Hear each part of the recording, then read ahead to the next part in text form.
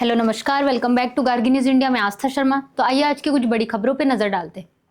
रक्षा मंत्री राजनाथ सिंह ने कहा कि इंडो पैसिफिक क्षेत्र किसी भी प्रकार के दबाव या जबरदस्ती से मुक्त रहना चाहिए। उन्होंने यह भी कहा कि भारत आसियान के नेतृत्व वाले समावेशी क्षेत्रीय सुरक्षा ढांचे को मजबूत करने के पक्ष में है। गौरव गोगोई ने कहा कि हेमंत बिस्वा शर्मा के बयान दर्शाते हैं कि वो मुख्यमंत्री पद के योग्य नहीं हैं। उन्होंने शुक्रवार को राज्य के सांस्कृतिक प्रतीक जुबीन गर्ग की आखिरी फिल्म रिलीज के दिन लगाए गए पाकिस्तानी एजेंट वाले आरोपों के समय पर भी सवाल उठाया। केरल को अत्यधिक गरीबी से मुक्त राज्य घोषित किया गया है और ऐसा करने वाला वह देश का पहला राज्य बन गया है। मुख्यमंत्री पिनरई विजयन ने कहा कि इस वर्ष का केरल फिर भी राज्य के लिए नए युग का जन्म है। आप के राष्ट्रीय संयोजक अरविंद केजरीवाल ने भाजपा पर तीखा हमला करते हुए कहा कि भाजपा अब गुजरात की धरती पर बोझ बन चुकी है। उन्होंने कहा कि इस चुनाव में गुजरात की जनता एकजुट होकर भाजपा को सत्ता से हटाएगी। बांग्लादेश सीमा से बाढ़ हटाने के बयान पर भाजपा सांसद जगन्नाथ सरकार विवादों में घिर गए हैं। तृणमूल नेता अभिषेक बनर्जी ने इस पर कड़ी आपत्ति जताते हुए कार्रवाई की मांग की है। असम के मुख्यमंत्री हेमंता बिस्वा शर्मा ने घोषणा की कि दिसंबर तक 1.78 लाख करोड़ की परियोजनाएं शुरू की जाएंगी। उन्होंने कहा कि राज्य में निवेश और परियोजनाओं के आने से युवाओं को अधिक रोजगार के अवसर मिलेंगे। बिहार के मुख्यमंत्री नीतीश कुमार ने विकास के लिए एक बार फिर एनडीए को वोट देने की अपील की है। उन्होंने कहा कि हमने राज्य में कानून व्यवस्था को प्राथमिकता दी और सुशासन स्थापित किया। अब बिहारी होना राज्यवासियों के लिए गर्व की बात है। भाजपा अध्यक्ष जेपी नड्डा ने कहा कि बिहार चुनाव आरजेडी के काले शासन और एनडीए के उज्जवल युग के बीच की लड़ाई है। उन्होंने कहा कि प्रधानमंत्री नरेंद्र मोदी और मुख्यमंत्री नीतीश कुमार के नेतृत्व में बिहार विकास की राह पर है और हमें इस राह को सुरक्षित बनाए रखना है। कांग्रेस ने एनडीए के 26 सेकंड के बिहार घोषणा पत्र लॉन्च पर तंज कसते हुए कहा कि गठबंधन जनता के सवालों से डरता है। जयराम रमेश ने कहा कि नीतीश कुमार की चुप्पी और एनडीए नेताओं का रवैया बताता है कि वे वापसी को लेकर आश्वस्त नहीं हैं। चुनाव आयोग ने मोखामा में जनसुराज पार्टी के समर्थक दुलार चंद यादव की हत्या पर बिहार डीजीपी से रिपोर्ट मांगी है। विधानसभा चुनाव से पहले हुई इस घटना के बाद मोखामा में तनाव का माहौल है। गुजरात के पूर्व आईपीएस अधिकारी ने एक 40 साल पुराने मामले में आत्मसमर्पण से छूट न देने के हाईकोर्ट आदेश के खिलाफ सुप्रीम कोर्ट का रुख किया है। हाईकोर्ट के इनकार के बाद भुज की सत्र अदालत ने 10 अक्टूबर को उनके खिलाफ गिरफ्तारी वारंट जारी किया था।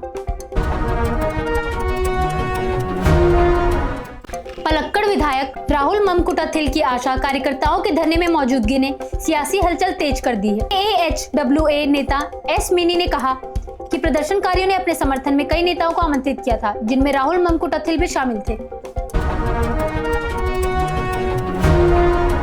जर्मनी, जॉर्डन और ब्रिटेन के शीर्ष राजनयिकों ने सूडान युद्ध में तत्काल युद्ध विराम की अपील की है। यह अपील संयुक्त राष्ट्र की चेतावनी के बाद आई है, जिसमें बताया गया कि अर्धसैनिक रैपिड सपोर्ट फोर्सेज ने दारफुर शहर अल फाशर में कहर बरपाया और एक अस्पताल में 450 से अधिक लोगों की हत्या कर दी।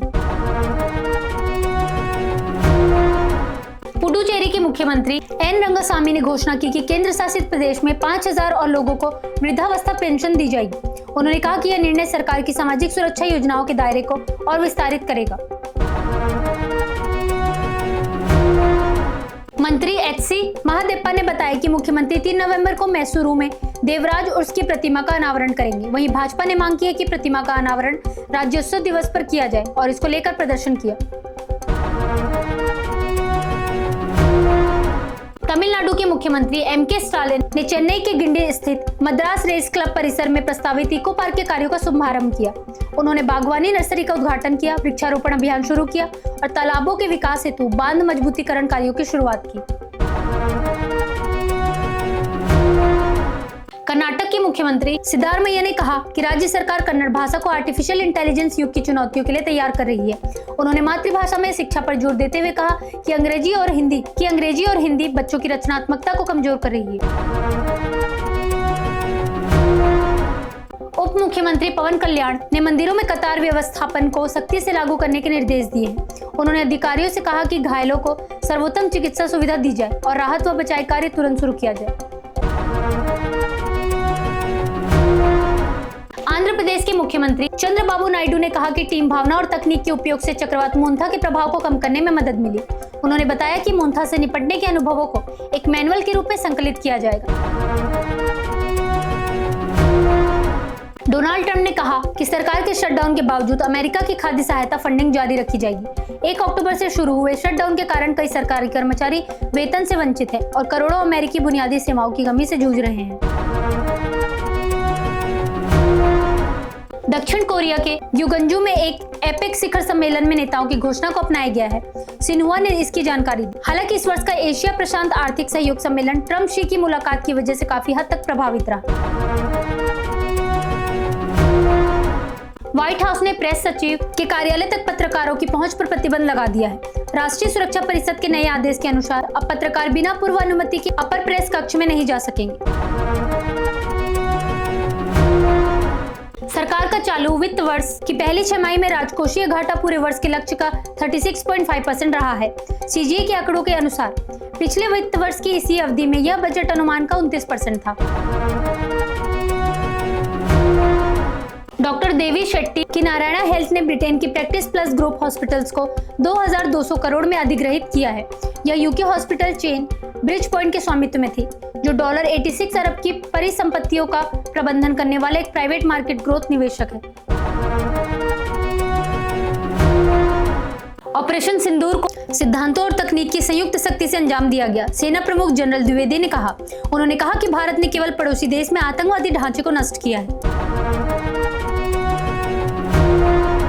बिहार विधानसभा चुनाव। प्रियंका गांधी ने बेगूसराय रैली में एनडीए पर निजीकरण, एसआईआर समेत कई मुद्दों पर हमला बोला। उन्होंने कहा, बिहार में डबल इंजन सरकार की झूठे वादों में न फंसे, सब कुछ दिल्ली से नियंत्रित किया जा रहा है।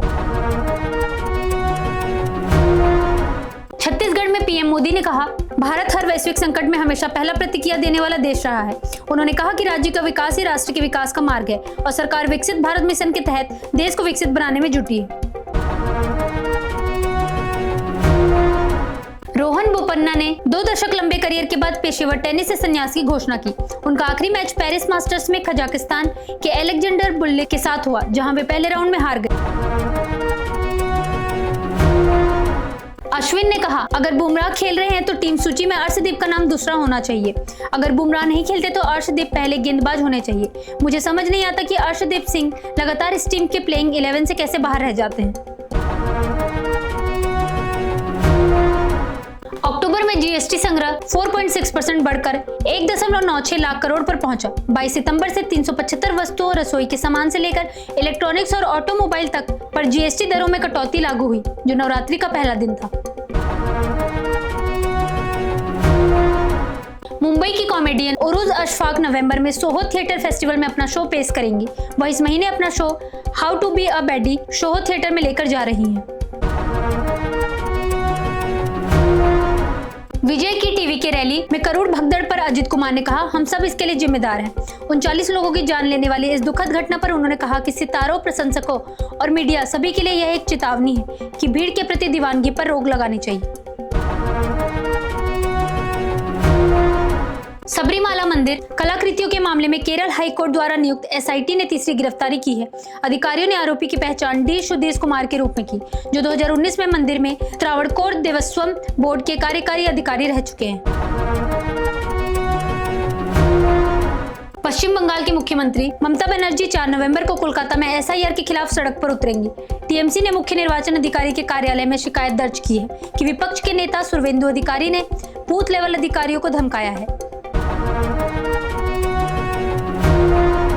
कशीबुग्गा मंदिर भगदड़ मामले में केंद्रीय मंत्री राम मोहन नायडू ने पुलिस को घटना की जांच के निर्देश दिए। भोपाल में मौजूद मंत्री नायडू अपने आधिकारिक कार्यक्रम रद्द कर श्रीकाकुलम जिले लौटे ताकि मृतकों के परिजनों से मिल सके। बिहार विधानसभा चुनाव। अमित शाह ने कहा, अगर आरजेडी सत्ता में लौटती है तो जंगलराज वापस आ जाएगा। खराब मौसम के कारण गोपालगंज की रैली में न पहुंच पाने पर गृह मंत्री ने वर्चुअल संबोधन किया। राष्ट्रीय सुरक्षा सलाहकार अजीत डोभाल ने कहा कि बांग्लादेश, नेपाल और श्रीलंका में सत्ता परिवर्तन खराब शासन के कारण हुए। उन्होंने कहा कि सुशासन राष्ट्र निर्माण प्रक्रिया और देश की सुरक्षा में अत्यंत महत्वपूर्ण भूमिका निभाता है। भारत ने समुद्री सप्ताह 2025 के समापन तक सिर्फ 5 दिनों में 600 से अधिक समझौता ज्ञापनों के जरिए 12 लाख करोड़ रुपए का निवेश हासिल किया। यह उपलब्धि देश के समुद्री क्षेत्र में तेजी से बढ़ते निवेश और वैश्विक भरोसे का संकेत है।